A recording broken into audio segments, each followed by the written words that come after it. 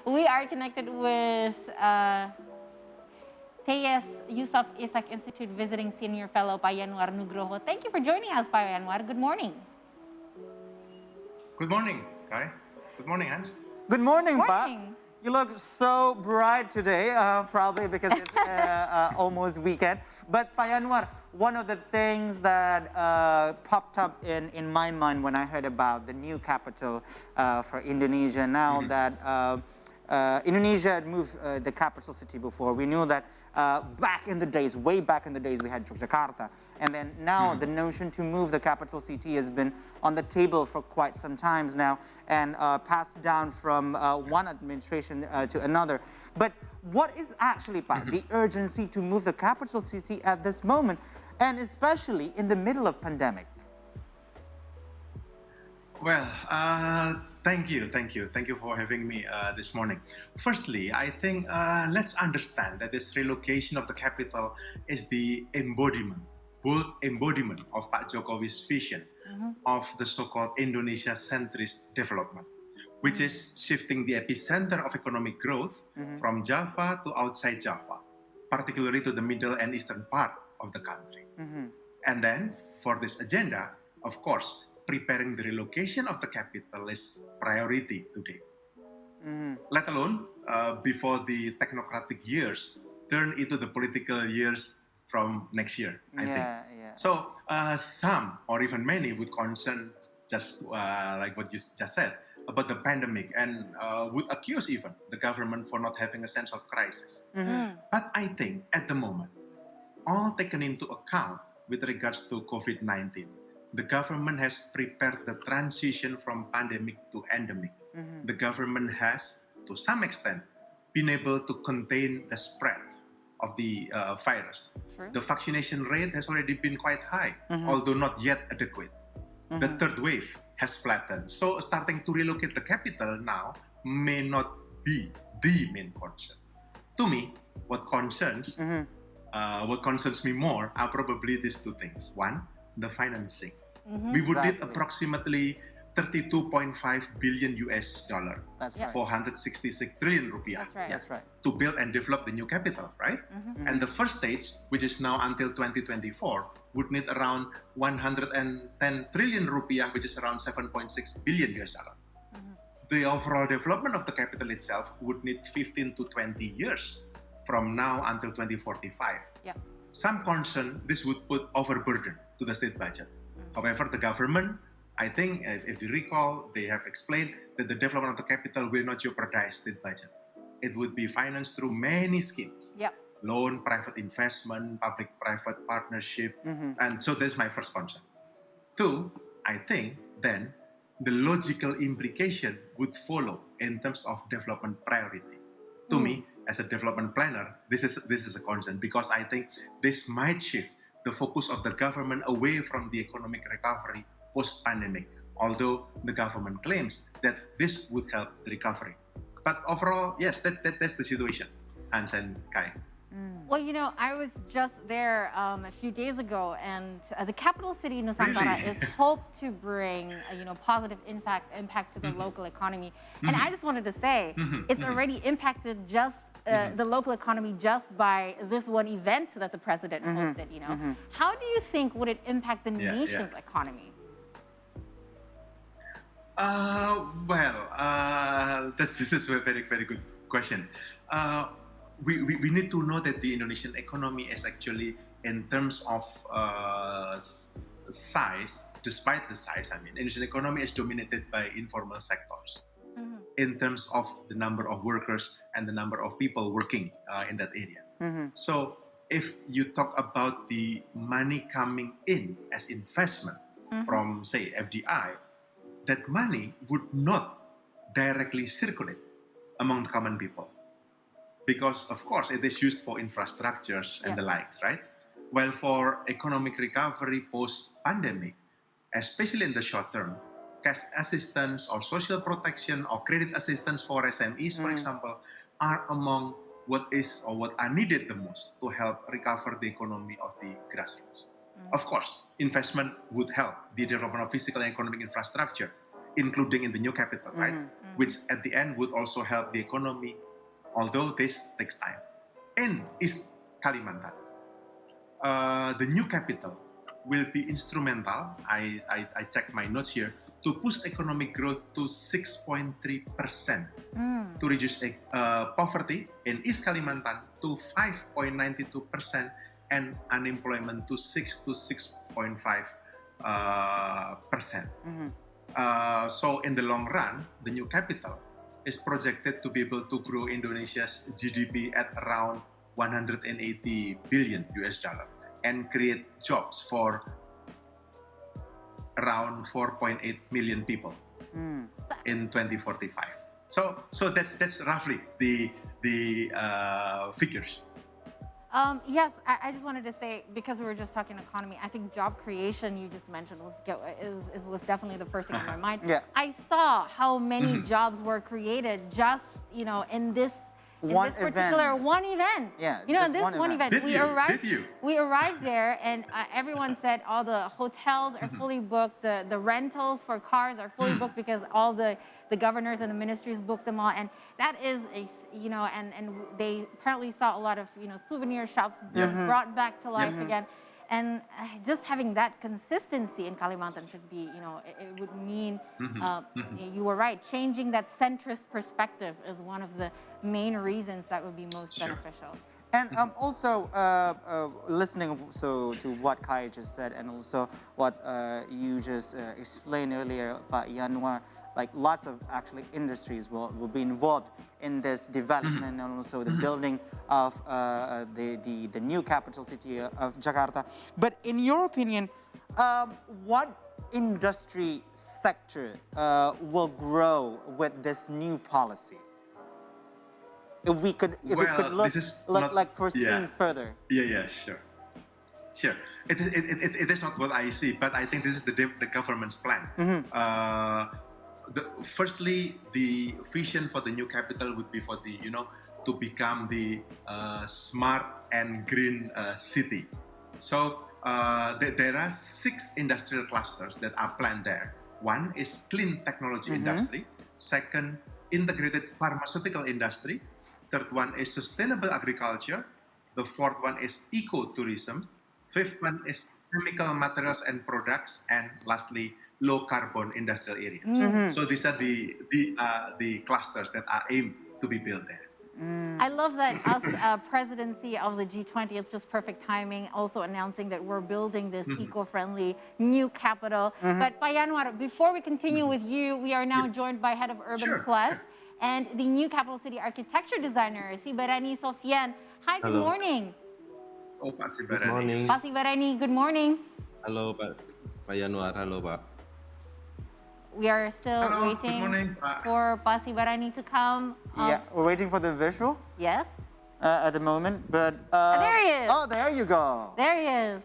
So, I was just there. I saw the land that you are going to build on, and I just wanted to say and congratulate, of course, Negara Rimba Nusa. You and Urban Plus have won the Capital City Architectural Design Competition. Please explain to us briefly what Negara Rimba Nusa actually means, the concept behind it. Okay, thank you very much, everyone. For Negara Rimba Nusa, the concept that we propose is to have our relationship with the nature renewed again. So Negara means a city or a government. Rimba means the forest, and Nusa means the archipelago. Yep. Having our capital city in the Borneo, which is known as the forest of the world, is something that we want to really approach strongly, because we feel that our cities now has lost its direction, and so to speak. Yeah, so we have already gone too far away from the environment and from the nature that we are respecting. We were respecting it before. In many places, like in Bali, in Jakarta, you know that in the past, the kingdom respected this so much. And yet in the modern city, we start to lose that. tradition. So I think Nagari Manusa is really trying to bring this back into the picture by introducing the city that is in balance with the nature. And we build something that is not more than what we need. We try to be more hemat, yeah, or we're not really trying to expanding too much on beyond what we should need. Yeah. Yeah. And also, geologically speaking, what will it be like to build city in a terrain of East Kalimantan? Because I'm no builder. I'm no those- architect. I feel, I've been there and I feel like there are a lot of hills. I feel like know, it's a yeah. mixture between Hong Kong's hilly and San Francisco. What is it going to be like? Correct. So yeah, we had that situation as well. In the beginning, we choose a flatter land, but then after several discussions with the ministry and also, especially when the president came, there was a gesture to have it on the higher ground, and especially the president wanted to see the Bay of Borneo, the Bay of Balikpapan. Yeah, the Bay of Balikpapan. So a hill or a higher ground was expected, and also for the reason of the climate change, we think Yes. that flooding will be probably and sea level rise will be an issue. So we think that we have to lift it up a little bit higher. So we push the development uphill, but then the consequence, of course, then we have to deal with a lot of this undulation. Thanks to Kalimantan that it doesn't have volcanoes, yeah. So it doesn't really have this kind of pose of threat of earthquakes, big earthquakes. But the structure of the land itself still require a lot of attention, especially geotechnical aspect of it. The Ministry of Public Works have done several tests on the soil test. It means we need to build in the selected area, not in all area. We cannot build on the high slope. We cannot build on the lowest area. We cannot build on the highest area. So a lot of criteria to think about. And what does it mean? It means we need more carefulness and more attention to the data that we have to gather. So it translates to the time. Wow, So we need more time to kind of like carefully select the area. it sounds very challenging to me in this stage. Yeah. Just walking in The that soil terrain. is good, yeah. The soil is in a good condition. Yeah. Means the strong soil is actually not too far from the top level. It means we can build multi-story. Yeah, when you say Hong Kong, Yeah, Yes, that's Hong right. Kong will build 50-story. Yeah. That's right. But I don't think we will need that much. As Yeah. I can come back to the concept, we build as much as we need, Yes, not that's as right. much as we want, right? So I think the studies suggested that we can build anything between 10 to 18 stories. But again, I will let the expert to speak on this. But it means we are on the medium density development, Yes. allowing us to be on a compact area because we don't have a lot of area to build. Yeah. So if expect kind of like a new type of city here. I mean, we don't start the city by building, medium density. We usually start with low density, selling rucos Yeah. or Yes, yes. 1 or 2 story houses, yeah, right? yeah. Yeah. Yeah. And now Right. that we heard from the technical side of it, and then how they're going to build it, and all the data and those studies and all. But I want to go to Pak Yanuar. Pak, we heard the challenges on building the cities and also the master plan. But what do you think the problem that we will see or we will face in the relocation process? In the relocation process, that's interesting questions. I would categorize into two. One is I would say environmental impact. To me, what's rather concerning is that the strategic environmental assessment in Indonesia is called KLHS, Kajian Lingkungan Hidup Strategis, Okay. was published after the decision to choose the capital location, not before. While actually, this assessment should be done before the decision to choose the location. This concern, I think, relates to the fact that Kalimantan is home to Indonesia's tropical rainforest. That's right. And it has been degraded due to the expansion of mining and agro-complex companies. Of course, this mega project will threaten biological ecosystems and environmental sustainability, despite the claims that the capital will be the greenest and most innovative city on earth. That's my first concern. Second concern is on the social disparity, urbanization explosion, and probably social conflict. Because I think it's important to ensure that this project will not trigger new inequality and social conflicts. Bappenas, the National Development Planning Agency, estimates that by 2027, there will be the move of 127,000 civil servants. This will be fourfold if their families follow. Most of them are urban, upper middle class, who will have to coexist with the lower middle class of local residents. At the moment, there are at least 21 indigenous groups of more than 20,000 people spread across the new capital city regions whose lives will be impacted. So I think the problem with the Betawi people who have been marginalized due to Jakarta's rapid growth is the case in point, and this lesson should not be ignored in the move of the new capital. So, Pak Yanuar, just out of curiosity, you know, that is definitely one of the issues that could be happening, but what are the things that the government can do to start preventing this particular issue from happening? Because we know that President Jokowi has, as much as possible, involved all the local groups and, of course, the local icons, if you can say, of the particular tribes and regions, because there are still very indigenous people there in Kalimantan. So what are the things that the government can start doing now to prepare the move ahead? I would start from the very basic, which is ensuring that many current criticisms or even objections should not be taken as anti-government, let alone anti-development. No. Because on the contrary, those criticisms are signals for some unintended consequences of government's policy. For all policy, for all good intention, there are always unintended consequences, right? So these are the signals for the unintended consequences of the relocation of the capital.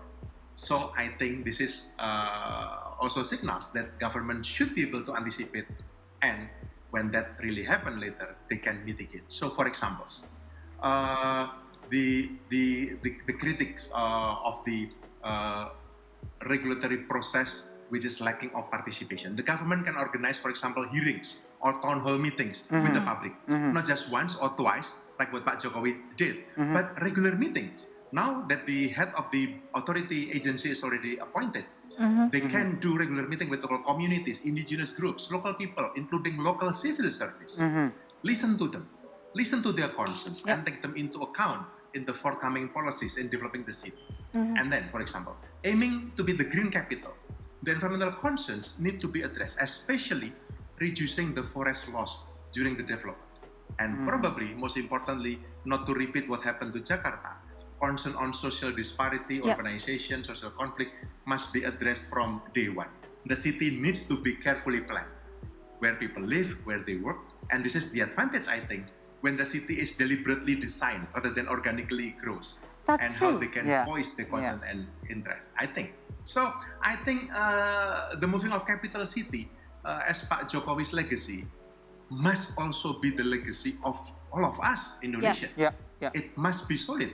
The plan and the execution must be based on strong evidence, strict and disciplined implementation, and most importantly, providing the widest possible space for citizens' involvement and participation. That's what I think. And also on that note, probably that's why the ceremony that we saw in Yes.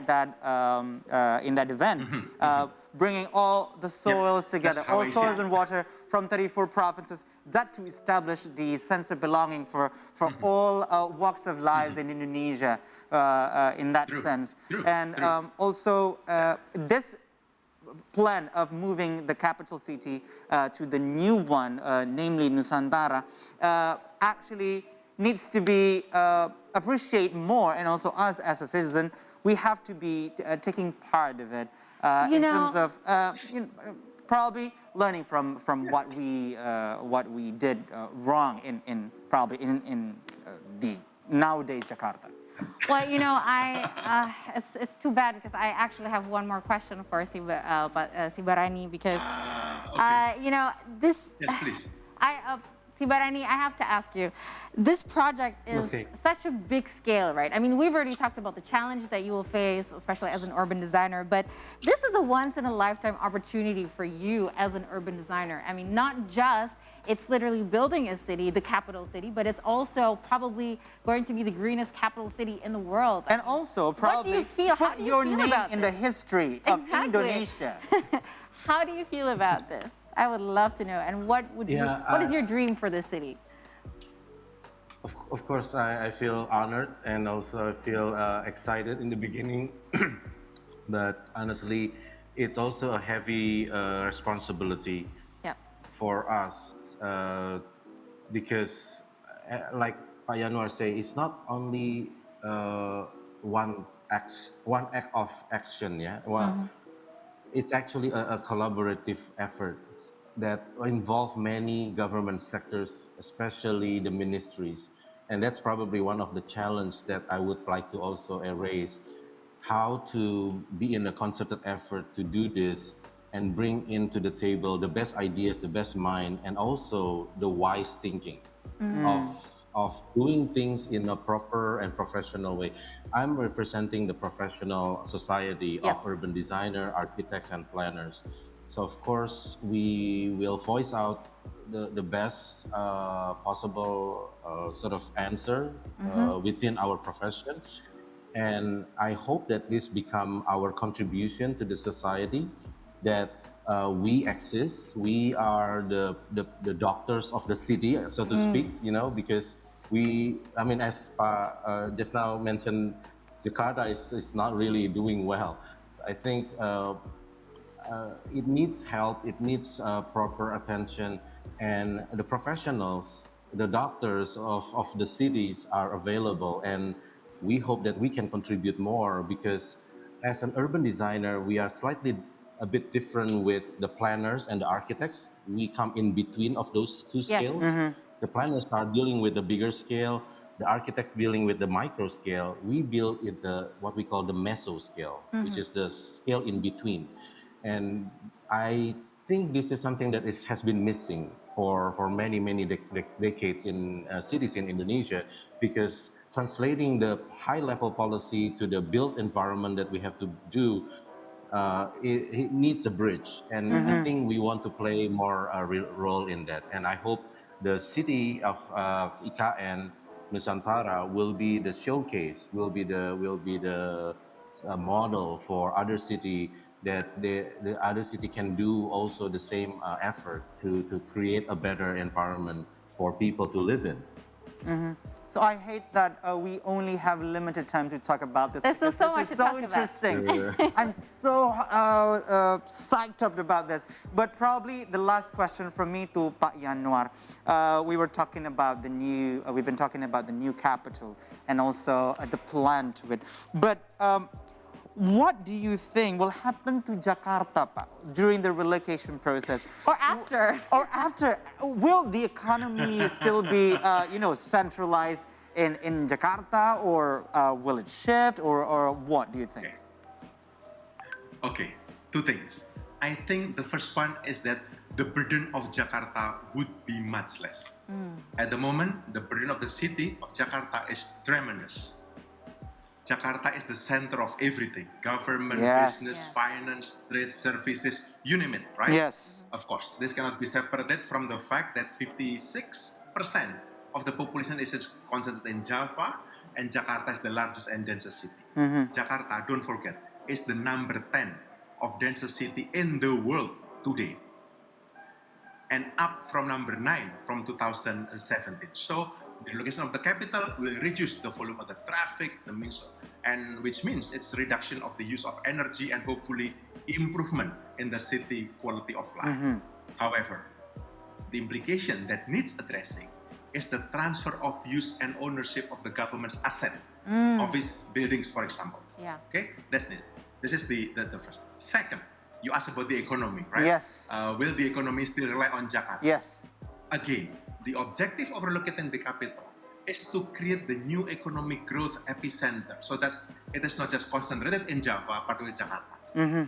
Java, for your note, at the moment contributes around 58% to GDP, of which 21% is from Jakarta. That big. Wow. So, although the government center will be moved to Nusantara, right, the new capital, I believe Jakarta will still be the big, if not biggest city, and contribute to the national economy significantly. I think Jakarta will still be the economic capital of Indonesia, while Nusantara is the political or government capital. That's what I think. It's just like in Australia. They have Canberra that is the government and political capital, and a lot of other countries do the same. I think that's very, very smart. I know people are comparing Jakarta and Nusantara now with New York and Washington, but that's a whole different thing. New York and Washington being built like at the same time, but now Jakarta is up to this point, and then Nusantara is about to be built. So it's actually we need some adjustment to it, I believe. Right. Sure, So, Pak Yanuar, Mas Ibarani, thank you so much for your time this morning. I really hope we have more time to discuss. I know. There's Can so we much. have like one full show about this? Because it's interesting to talk about it from a policy side, but also separately from the urban design side. Yeah. After having seen the terrain, I'm like very curious how that is going to be designed. But gentlemen, thank you so much. Have a great morning. Stay healthy and safe. You're welcome. Thank you so much for the fruitful discussion.